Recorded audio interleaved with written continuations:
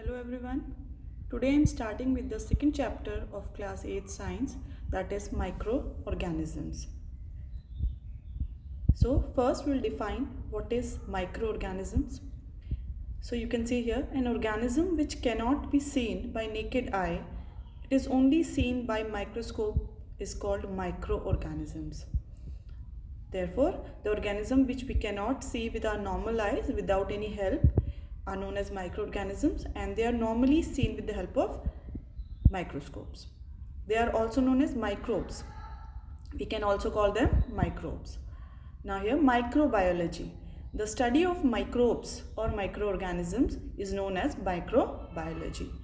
The branch of science which deals with study of microbes or microorganisms is known as microbiology.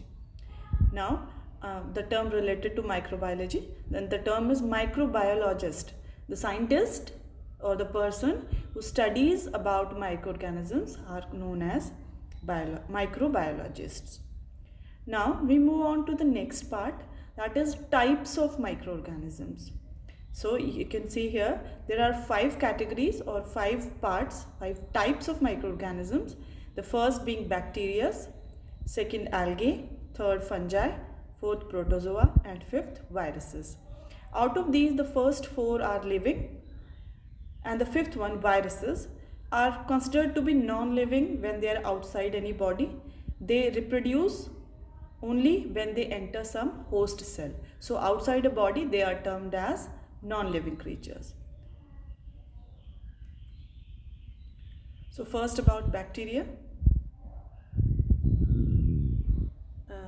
Bacteria are generally unicellular.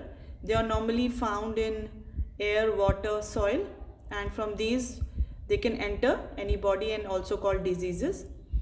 They are very simple in their structures, and according to the shape they are named. You can see in this diagram their shape can be rod shaped, so they are called bacilli. If their shape is spherical, they are called cocci, and if the shape is spiral, they are known as spirulina. Now about algae. Algae can be unicellular as well as multicellular. Unicellular means they are made up of only one cell. Multicellular means they are made up of more than one cell. They are normally found in moist areas, so moist soil, moist rocks. Normally there are algae at these places. They have plant-like character, so they have cell wall in their chloroplast, cell wall, and also they have chloroplast. Then we move on to fungi. Normally you have seen one fungi, that is bread mold, which grows on stale bread. So here also you can see it can be unicellular or multicellular. They have plant-like body, but they do not have chloroplast. It means that they cannot produce food, or they cannot show the process of photosynthesis. Protozoa, they are always unicellular. They are normally found in fresh water and salt water, both fresh water and marine water. So amoeba and paramecium are some of the examples of protozoa. Viruses. So here it is written that it is borderline between living and non-living. I have already explained that they are different category because outside any body they are inactive, or they are termed as non-living, but when they enter any body they become active and are living, and also causes many dangerous diseases.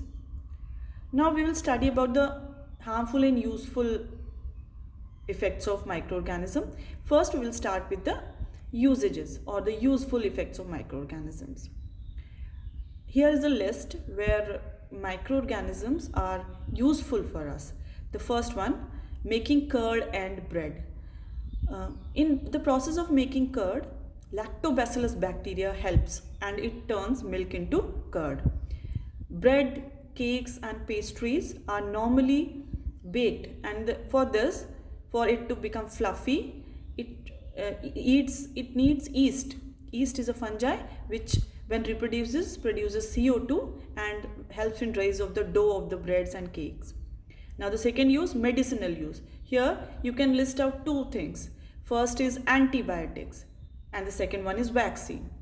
Antibiotics are those chemicals which are produced by useful bacteria to kill or stop the activity of harmful disease causing bacteria. Penicillin, streptomycin are some of the examples. Vaccines are the dead or weakened pathogens which are entered into the body so that the body produces antibodies, and when the real disease causing microbe enter, it can easily kill that microorganisms. All of you have heard about polio vaccine, BCG vaccine. These are the same thing. Now the third use, increasing soil fertility.